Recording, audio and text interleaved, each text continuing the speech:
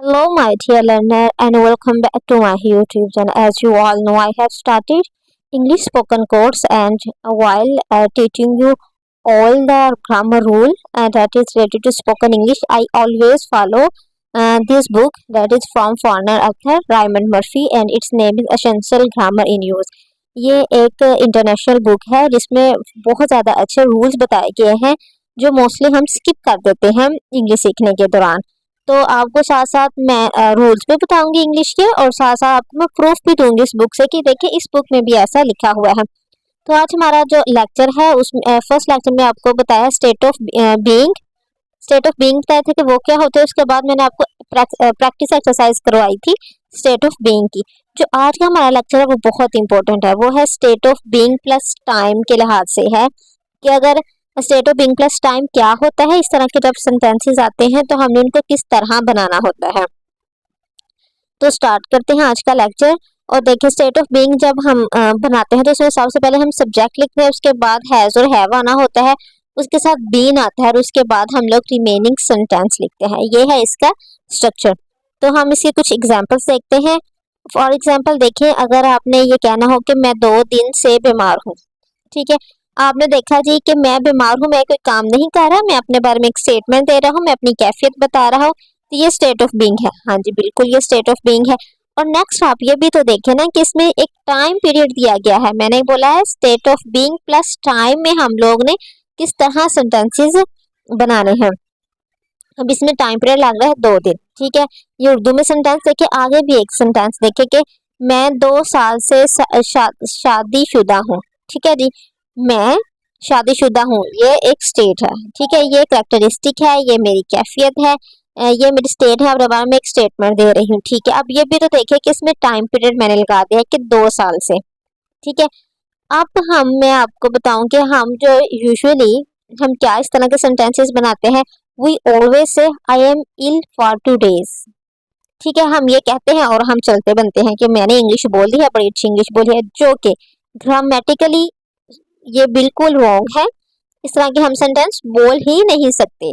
कि अगर देखें जब एक स्टेटमेंट होती है ना, आई एम इल, मैं बीमार हूँ, ये मेरी कैफियत है, ठीक है जी। मैं हमेशा के लिए बीमार हूँ, मैं बीमार ही रहती हूँ, इसका मतलब होता है ये होता है। और जब हमने 2 days साथ टाइम पीरियड लगाना होता है ना, तो इसका मतलब होता है यहाँ से लेके यहाँ तक एक अरसे से मैं बीमार हूँ। वो अरसा 2 दिन का, 2 साल, 5 साल हो सकता है। उससे पहले भी मैं ठीक थी और उसके बाद भी मैं ठीक हूँ, तो उसके बाद मैं ठीक इंशाल्लाह हो जाऊंगी। तो इस तरह की जो स्टेटमेंट होती है वो टेम्परेरी होती है, तो उसके लिए हम लोग आई एम नहीं लगाते, हमने उसके लिए कुछ और वर्ड लगाना होता है कि हम अपनी बात समझा सके। भाई हमेशा से मैं बीमार नहीं हूँ, लेकिन एक टाइम पीरियड ऐसा आया कि जिसमें मैं बीमार हूँ, उसके लिए हम लोग कहते हैं I have been ill for 2 days। आप ये अपने माइंड में रख लें कि जब एक टाइम पीरियड आता है तो उसके लिए हम एम नहीं लाएंगे। टाइम पीरियड को शो करने के लिए हम लोग हैव बीन का यूज करते हैं। I have been ill for 2 days, समझ आया। डेफिनेटली अगर फॉर है और सिंस है तो आप ये भी याद रख लें कि इसके साथ एम, इज, आर, वाज, वर नहीं आता, इसके साथ हैव बीन ही आएगा अगर प्रेजेंट में है तो। If this sentence is past sentence then definitely we will use the had been. अगर हम ये कहें कि मैं 2 दिन से बीमार था, तो तब हम क्या कहेंगे। इसी में ही आपको मैं इसका पास्ट का भी बता देती हूँ कि मैं 2 दिन से बीमार था, तो आई वॉज इल, नो ये गलत है, आई वॉज इल टोटली ये रॉन्ग है। तो हम एक अरसे की बात कर रहे हैं, तो हम कहेंगे आई हैड बीन, ठीक है जी। I had been ill for 2 days, ठीक है। फॉर है तो हैज बीन, हैव बीन या हैड बीन आएगा। इस तरह ये सेंटेंसेस बनते हैं। आगे देखें, अगली एग्जांपल देखिए कि मैं 2 साल से शादीशुदा हूँ, तो हम क्या कहते हैं, I am married for 2 years। नहीं, ये रॉन्ग है। हमने एक अरसा बताना है कि 2 साल से तो पहले मैं शादीशुदा नहीं थी, अब 2 साल हो गए हैं तो उससे मैं शादीशुदा हूँ, अभी भी मैं शादीशुदा हूँ, ठीक है जी।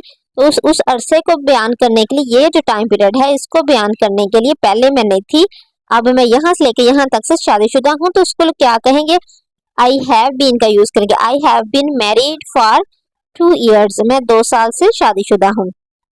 अगर इसको ही ये कहना हो कि मैं 2 साल से शादीशुदा थी, कि मतलब ये टाइम पीरियड यहाँ से लेके यहाँ तक 2 साल थे, मेरी शादी हुई अब मैं शादीशुदा नहीं हूँ तो तब हम था के लिए क्या यूज करेंगे, शादीशुदा था या थी तो क्या कहेंगे हम लोग, आई हैड बीन, हैड लगा लेंगे, आई हैड, पास्ट के लिए हम हैड लगाएंगे, I had been married for 2 years, मैं 2 साल से शादीशुदा थी। और अगर इसी तरह हमने कहना हो कि मैं नहीं, वो लगा लो, वो 2 दिन से कमरे में था, तो क्या है, वो लड़का है तो he was in the room, वो इसका मतलब है वो रूम में था, मतलब वो उसकी स्टेट है, वो रूम में ही रहता है।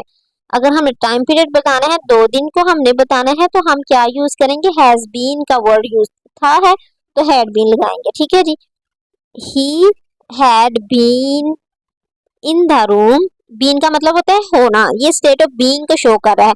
और हैज और हैव के बाद आपको पता है V3 आता है, तो बी की बी, बीइंग और बीन होता है इसकी थर्ड फॉर्म, तो इस वजह से हैड के साथ बीन यूज हो रहा है। He had been in the room for 2 days, in the room for 2 days, for आ गया, फॉर 2 days। ठीक है, ये हो गया जी इसका। चलें जी नेक्स्ट एग्जांपल देखें कि मार्केट 2 महीने से बंद है। मार्केट तो हमारा सब्जेक्ट है, तो हम क्या लिखेंगे, मार्केट। ठीक है जी, मार्केट एक है तो हैज बीन क्लोज। ठीक है, आप देखिए, आप कहेंगे हैज के बाद तो थर्ड फॉर्म आती है, हैज के बाद बेशक थर्ड फॉर्म आती है, वो थर्ड फॉर्म यहाँ है, ये बीन में हमने बता दी है।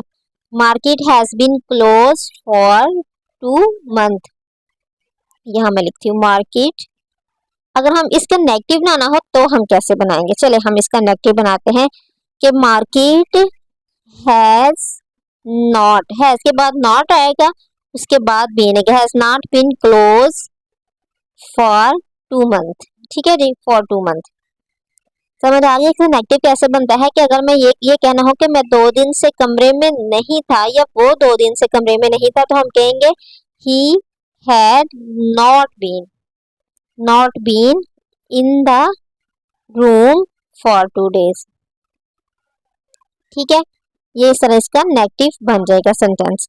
अगर हमने इसी तरह के इसके सवालिया बनाना हो कि क्या, इधर क्या लगा दो, क्या वो 2 दिन से कमरे में था, तो क्या सवालिया में क्या होता है, हेल्पिंग वर्ब हम बाहर निकालते हैं, उसके बाद सब्जेक्ट लगाते हैं हैड ही।